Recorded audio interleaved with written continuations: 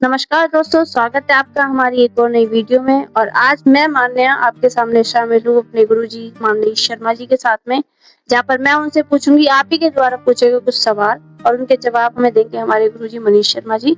तो प्रणाम गुरुजी। तो गुरुजी हमें बताइए कि क्या सचमुच कोई ऐसा आध्यात्मिक उपाय है जो घर में सकारात्मकता को, हमारी पॉजिटिव ऑरा को बढ़ाए और हमारी जो फाइनेंशियल क्राइसिस होते हैं, फाइनेंशियल प्रॉब्लम होती है, उनको खत्म करके धन और समृद्धि के मार्ग को खोलने में हमारी हेल्प कर सके? जी बिल्कुल। आज हम बात करेंगे धन आकर्षण पाउडर के बारे में, जिसे कई लोग लक्ष्मी कृपा, सकारात्मक ऊर्जा और वास्तु संतुलन से भी जोड़कर देखते हैं। तो गुरुजी, क्या ये सच में कोई चमत्कारी वस्तु है या सिर्फ हमारी आस्था और सकारात्मक सोच का एक प्रतीक है?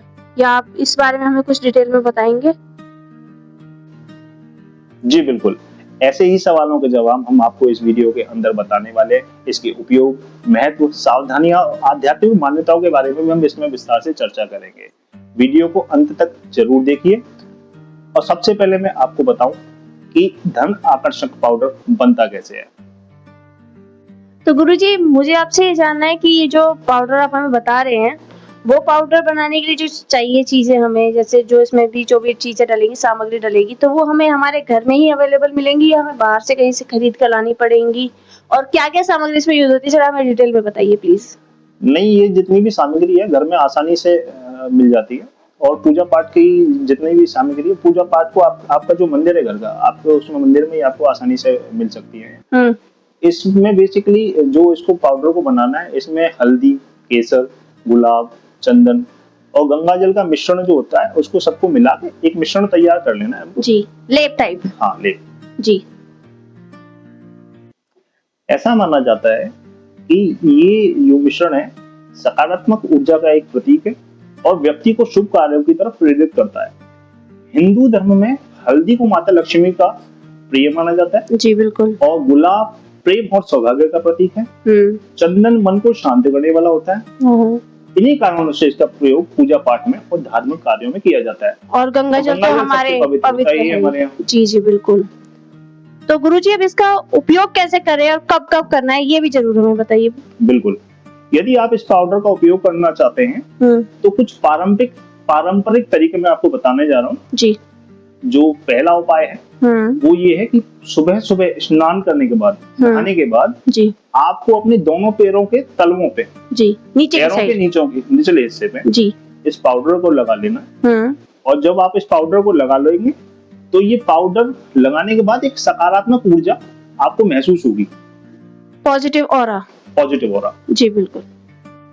दूसरा उपाय, घर के मुख्य द्वार की दहलीज पर जी, जो घर का मेन डोर है उसकी दहलीज पर आपको बाईं ओर से दाईं ओर यानी लेफ्ट टू राइट जी हल्का से इस पाउडर को छिड़कना है। इससे होगा क्या, शुभ ऊर्जा का आगमन आपके घर में होगा जी। अब मैं इसके बाद तीसरा उपाय आपको बताने जा रहा हूँ जी। तीसरा उपाय है, पूजा स्थल में आप दीपक जलाते हैं जी बिल्कुल। दिए में डाल सकते हैं आप उसको, थोड़ा सा पाउडर को, या दिए के साइड में आप इस पाउडर को अर्पित करें और माता लक्ष्मी के मंत्र का आपको जाप करना है। और वो मंत्र है ओम श्रीम महालक्ष्मी नमः। ओम श्रीम महालक्ष्मी नमः। बिल्कुल जी। आपको इस मंत्र की एक माला करनी है, यानी 108 बार आपको इस मंत्र को करना है कम से कम जी। ठीक है। और इस मंत्र को करने से एक सकारात्मक ऊर्जा, पॉजिटिव ऊर्जा और घर में जो भी धन आपके आने से रुका हुआ है, कोई भी समस्या है, वो माता लक्ष्मी आपकी जल्द से जल्द सुनेगी जी। तो गुरुजी, जो आपने उपाय बताए इस पाउडर को लगाने के, अगर हम उस सारे उपायों को फॉलो करते हैं, कितने दिन तक हमें इसे फॉलो करना होगा? रेगुलर लाइफ में जब तक कर सकते हैं तब तक, या कोई 11 दिन 21 दिन का कोई टाइम पीरियड भी रहेगा इसमें?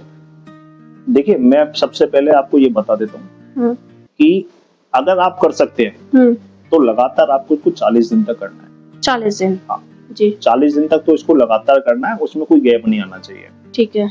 और अगर आप इसको लगातार नहीं कर सकते तो महीने के हर शुक्रवार को आपको इसको करना है। ठीक है। तो इसको करने के अगर हम करते हैं तो उसके फायदे क्या क्या होंगे, हमें इसके लाभ क्या क्या मिलेंगे, आप उसके बारे में जरा लाभ बहुत सारे हैं इसके। जैसे घर में सकारात्मक ऊर्जा बनी रहती है, वास्तु दोष जो होते हैं उनका प्रभाव कम होता है, मन में आत्मविश्वास बढ़ता है, परिवार में सुख शांति बनी रहती है, आर्थिक उन्नति के लिए सकारात्मक वातावरण जो होता है वो माहौल बनना शुरू हो जाता है आपके घर के अंदर। जी, तो गुरुजी ये सब करने के बाद में क्या हमें किसी और चीज का ध्यान रखने की भी जरूरत है कि इसके साथ में हमें कोई रूल फॉलो करना हो कि हमें क्या करना चाहिए लगाते वक्त, ये पाउडर का जब तक हम इस्तेमाल कर रहे हैं, जब तक हम इसका यूज कर रहे हैं, तब तक हमें क्या क्या रूल फॉलो करने होंगे? देखिए, कोई स्पेशल नियम नहीं है इसका फॉलो करने का जी। एक मैंने आपको बताया कि 40 दिन तक लगातार करना है इसको, और आप लगातार नहीं कर पाते तो प्रत्येक महीने के शुक्रवार जो आता है आपको उसको करना है। लेकिन साथ में एक विशेष ध्यान रखने की जरूरत और है।